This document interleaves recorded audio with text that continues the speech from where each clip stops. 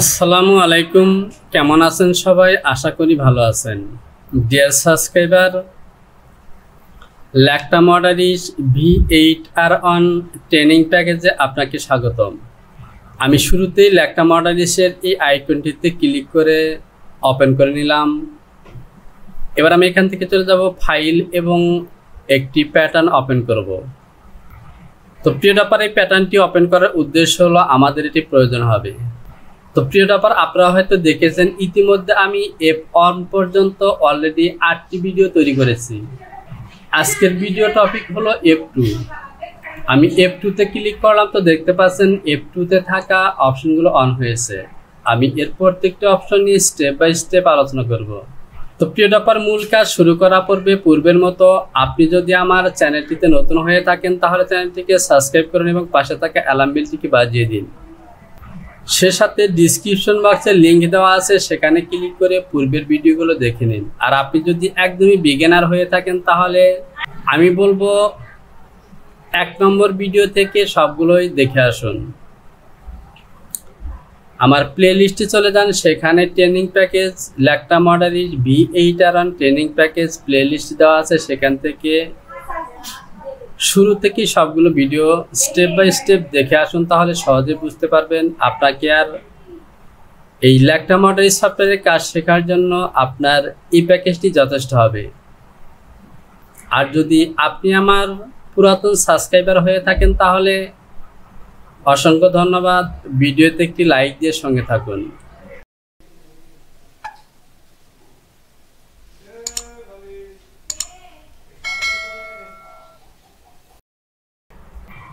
F2-র শুরুতে আছে নোটস।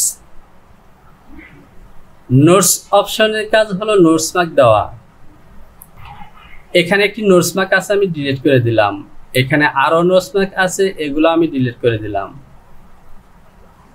তো প্রিয় ডাপার, আমরা প্রথমে শিখব নোটস মার্ক কিভাবে দেব। নোটস মার্ক দেওয়া খুবই সহজ। আপনার নোটস অপশনটিকে সিলেকশন করব, এরপরে যে পয়েন্ট দেখতে পাচ্ছেন পয়েন্টের মধ্যে ক্লিক করব, তাহলে পয়েন্টের নোটস মার্ক হয়ে যাবে। এখানে ক্লিক করলাম, নোটস মার্ক হয়ে যাবে। যদি আমরা যে কোনো লাইনের মধ্যে ক্লিক করি তাহলেও নোটস মার্ক হয়ে যাবে। সেক্ষেত্রে এই নোটস মার্কটিকে যদি আপনি চান যে এটিকে আমি অটো কোনো দিকে নড়াচড়া যেন না করে, তাহলে আপনাকে অবশ্যই F3 থেকে ইনসার্ট করে দিতে হবে। অন্যথায় যদি এই অবস্থায় নোটস মার্কটি রাখেন তাহলে আমি পরবর্তীতে কাজ করতে যদি পাশে একটি পয়েন্ট দেই এবং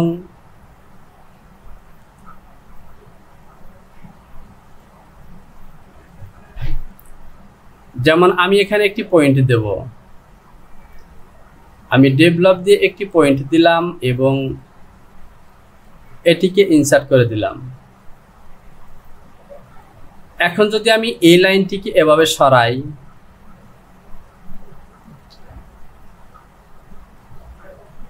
তাহলে দেখতে পাচ্ছেন এই পয়েন্টটি কিন্তু চলে আসছে।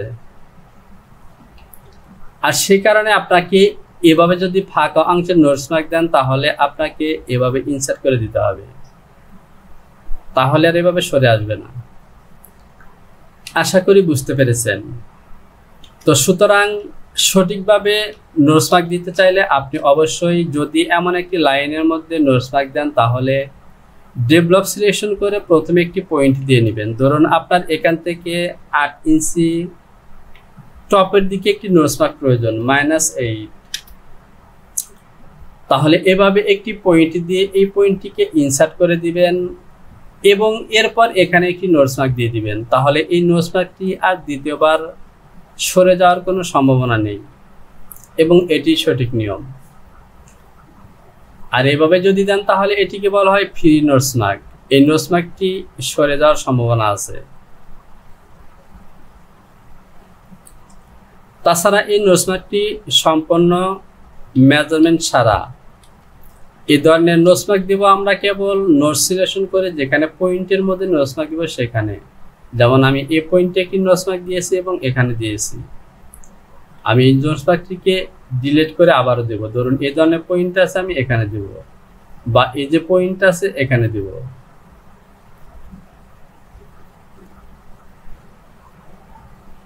তো প্রিয় টপার, এখানে লক্ষ্য করুন, এই যে আমি পয়েন্টের উপরে নোটস মার্ক দিলাম, কিন্তু আমার নোটস মার্কটি পয়েন্টের সাথে মিলছে না, এখানে ডেভেলপের মতো পয়েন্ট হচ্ছে। এর কারণ হলো, এই যে পয়েন্টটি দেখতে পাচ্ছেন, এই পয়েন্টটি আমার লাইনের সাথে অ্যাটাচ করা নেই। দেখলেন আমার পয়েন্টটি লাইনের সাথে অ্যাটাচ করা নেই। যদি আপনার কোনো পয়েন্ট এভাবে লাইনের মধ্যে আছে কিন্তু লাইনের সাথে না থাকে, তাহলে সেক্ষেত্রে কিন্তু এখানে আপনাকে নোটস মার্ক নেবে না। এই কারণে দেখতে পাচ্ছেন এখানে নোটস মার্ক দিচ্ছে, নোটস মার্ক নিচ্ছে না। আর এটি যেহেতু লাইনের সাথে আছে, এখানে কিন্তু নোটস মার্ক নিচ্ছে। তো প্রিয় টপার, এ পয়েন্টটি আসলে দেখানোর কোনো উপায় ছিল না। যখন এ পয়েন্টটি আছে, এরকম কাজের ফাঁকে অনেক হয়, হঠাৎ করে দেখা যায় যে আমি লাইনের মধ্যে একটি সিলেকশন পয়েন্ট আছে, সেখানে নোটস মার্ক দিচ্ছি কিন্তু নোটস মার্ক নিচ্ছে না, সেখানে একটু বিরক্তিকর মনে হতে পারে। তো এ ধরনের যদি নোটস মার্ক নিতে না নেয়, তাহলে আপনাকে অবশ্যই মনে রাখতে হবে যে এ পয়েন্টটি লাইনের সাথে হয়তো অ্যাটাচ করা নেই, সে কারণে নিচ্ছে না।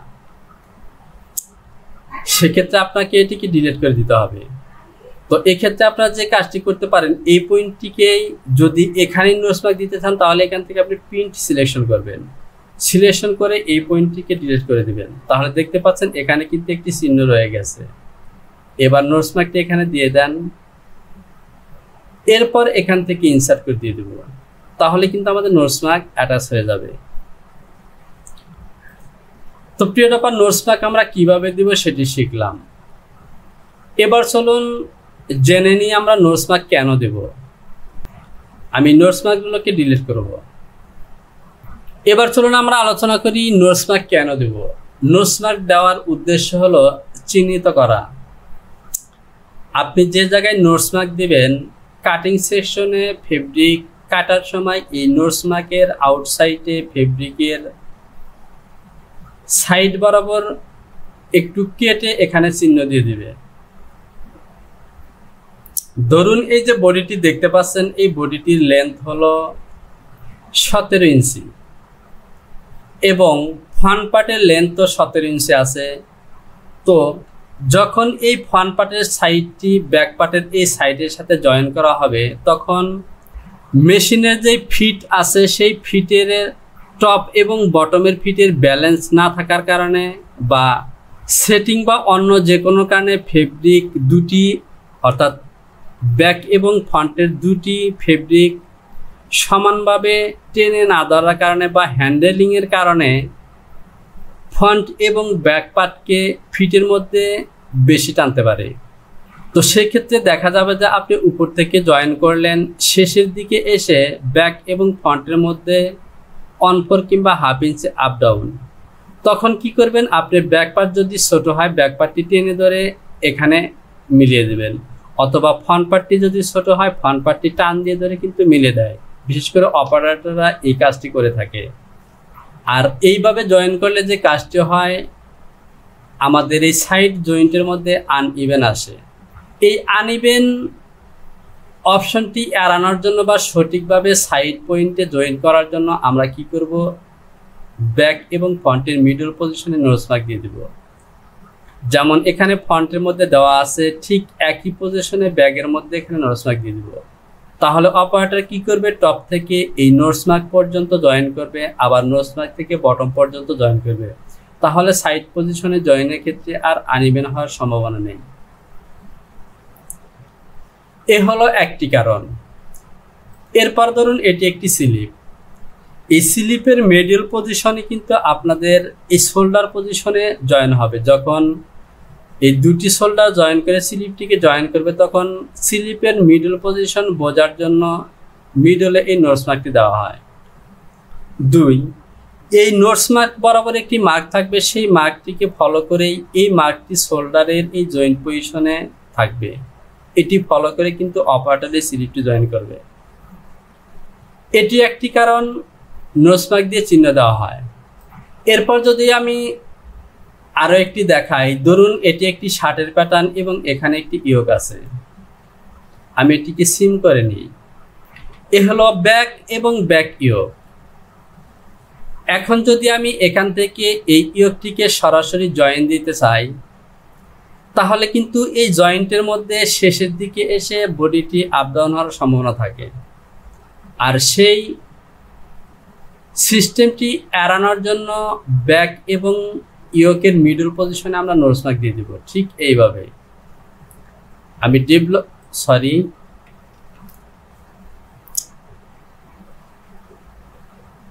আমি F1 থেকে সিকোয়েন্স ডিভিশন দিয়ে এভাবে মিডলে পয়েন্ট নিব, এখানেও মিডলে পয়েন্ট নিব।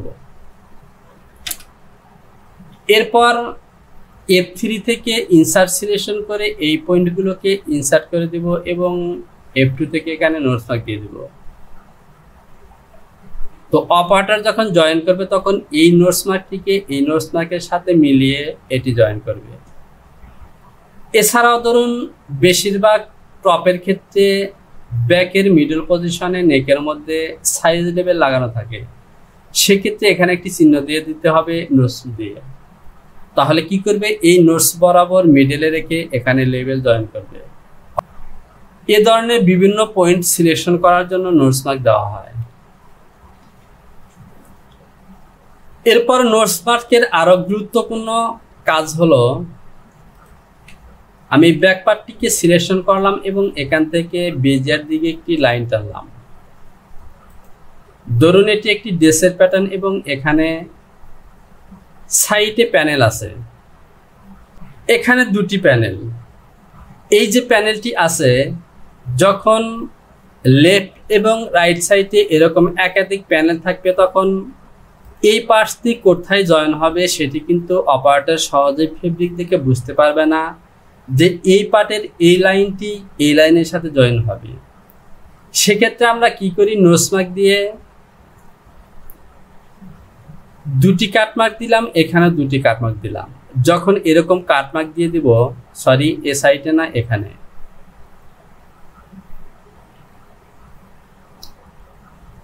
তাহলে অপারেটর কি করবে, এখানে দুটি কাটমার্ক থাকবে, এখানে দুটি কাটমার্ক থাকবে। তাহলে অপারেটর সহজেই বুঝতে পারবে যে এই দুটি কাটমার্ক মিলে এখানে জয়েন করতে হবে।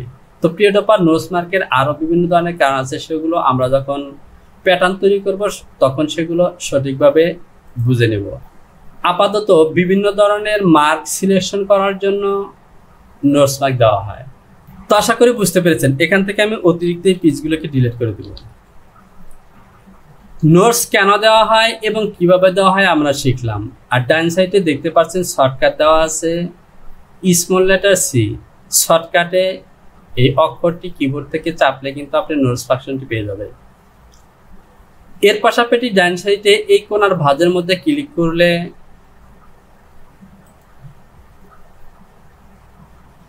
এখানে দেখতে পাচ্ছেন বিভিন্ন ধরনের নোটস আছে। এই নোটসগুলো কিন্তু আমরা দিতে পারবো।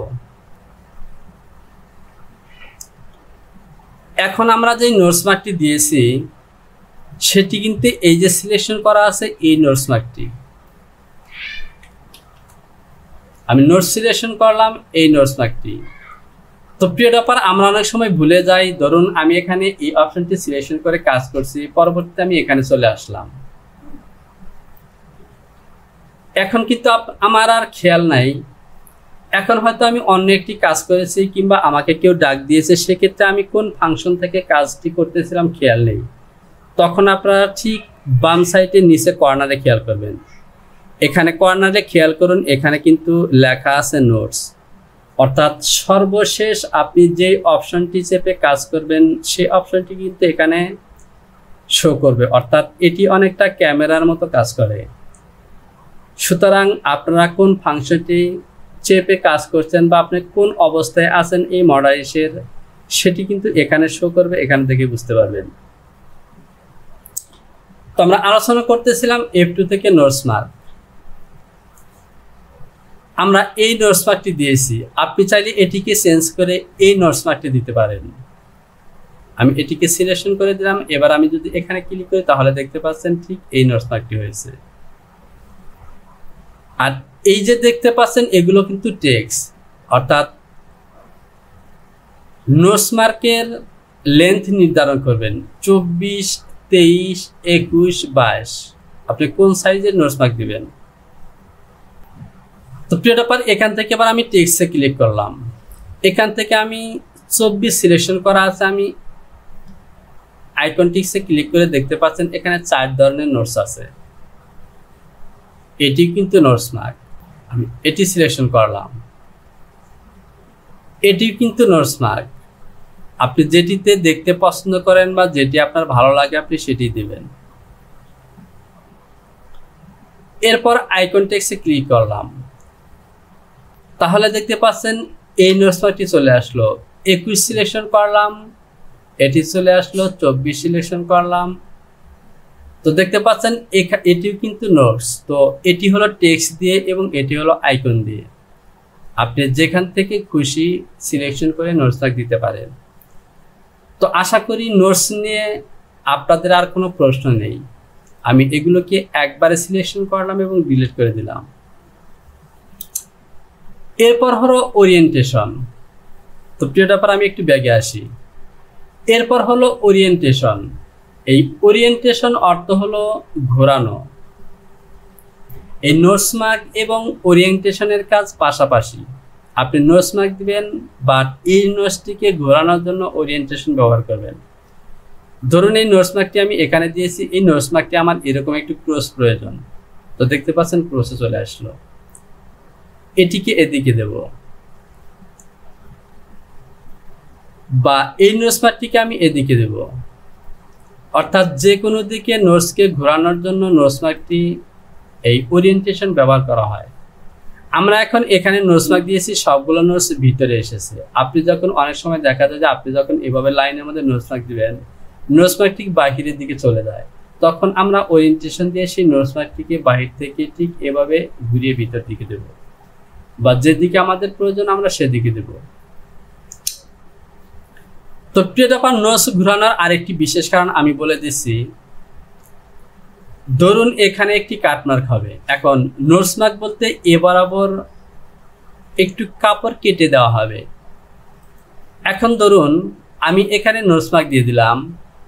এই নোটস মার্কটি ঠিক আমি নোটস দিয়ে ক্লিক করলাম এখানে, তো দেখতে পাচ্ছেন নোটস মার্কটি নিচের দিকে।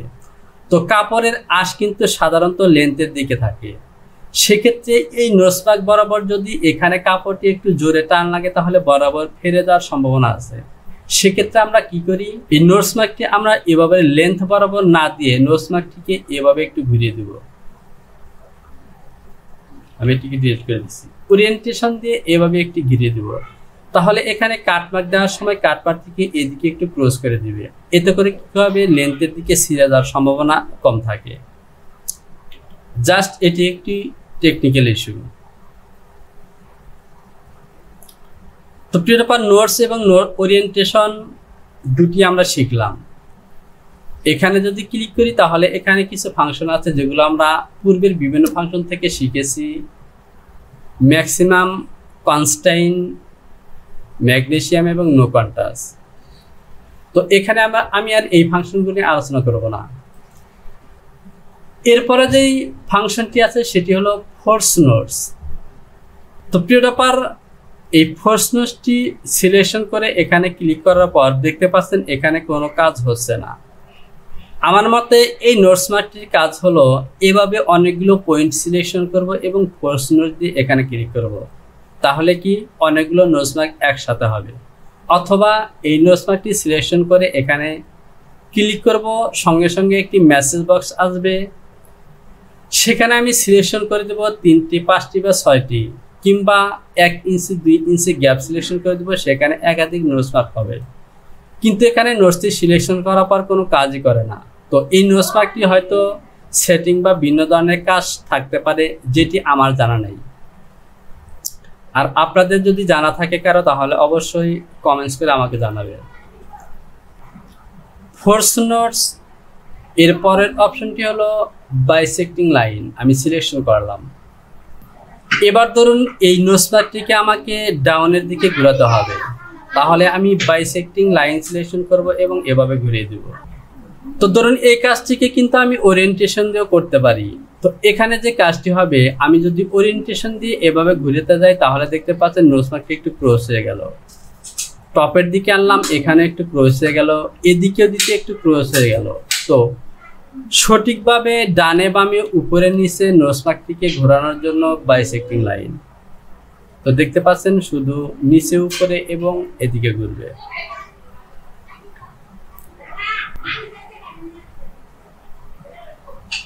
আশা করি বুঝতে পেরেছেন বাইসেক্টিং লাইন দিয়ে কিভাবে নোটসকে কাজ করবেন। এরপর হলো পারপেন্ডিকুলার। এই পারপেন্ডিকুলারের কাজ হলো শুধুমাত্র টপে এবং বটমে এই নোজ পার্টটিকে এদিকে আনবেন এবং এদিকে নেবেন একদমই স্ট্রেট ভাবে। যদি আপনি ওরিয়েন্টেশন দিয়ে নিতে যান তাহলে ক্রস হওয়ার সম্ভাবনা থাকে, দেখতে পাচ্ছেন ক্রস হয়ে যায়। সুতরাং এই কাজটি করব আমরা পারপেন্ডিকুলার দিয়ে, তাহলে একদমই স্ট্রেট নিচে উপরে দিতে পারবো। তো প্রিয় ব্যাপারে নিচে উপরে বা ডানে ভাবে নোটসগুলো কেন দেওয়া হয় সেগুলো এখন আলোচনা করব না। জাস্ট নোটস মার্ক আমরা কেন দেই, কি কারণে দেই, কিভাবে ঘুরাই সেগুলো শিখছি। আমরা যখন প্যাটার্ন তৈরি করব এবং বিভিন্ন ধরনের নোটস মার্ক ব্যবহার করব তখন এগুলো আমরা ক্লিয়ার হব। পারপেন্ডিকুলারের পরের হলো আউটসাইড নোটস। আউটসাইড অর্থাৎ বাহিরের সাইডে নোটস। আমি এই অংশটিকে বড় করে নেই। তো দেখতে পাচ্ছেন এই নোটসটি কিন্তু এখানে দেওয়া থাকলে এই নোটস কাটমার্কটি কিন্তু প্রিন্ট করার পর এই জায়গায় হবে। আমরা যদি কাট পিস অপশনটি সিলেকশন করি তাহলে দেখতে পাচ্ছেন এখানে। এবার ধরুন এই নোটসটিকে আমাকে এখানে বাহিরের দিকে দিতে হবে, অর্থাৎ বডির বাহিরে দিতে হবে, তখন আমরা এই আউটসাইড নোটস ব্যবহার করব। দেখতে পাচ্ছেন এটি বাহিরে চলে এসেছে। তো এখন প্রশ্ন হতে পারে যে আমি এটি যেহেতু আমার কাট লাইন, সুতরাং এই কাট লাইনের বাহিরে আমি কেন নোটস মার্ক দেব? হ্যাঁ, বাহিরেও কাট মার্ক বা নোটস মার্ক দেওয়ার প্রয়োজন পড়ে। কেননা ধরুন এই যে বডিটি দেখতে পাচ্ছেন বা আমার এই গার্মেন্টসটির বটম পজিশনে কোনো হেম হবে না, জাস্ট একটি পিকো স্টিচ হবে, 1/8 ওভারলক বা পিকোটিং স্টিচ হবে। সেক্ষেত্রে যদি বডির মধ্যে এখানে নোটস মার্ক বা কেটে দিয়ে কাট মার্ক দেওয়া হয় তাহলে যখন পিকোটিং স্টিচ দেওয়া হবে তখন কিন্তু এই কাটা অংশে জিনিসটি খারাপ হয়ে যাবে অথবা এখানে ফাঁকা হয়ে যাবে। অর্থাৎ এখানে আমার চিহ্ন প্রয়োজন কিন্তু কাট মার্ক দেওয়া যাবে না। সেক্ষেত্রে এই নোটস মার্কটি আমরা ব্যবহার করব আউটসাইডের দিকে।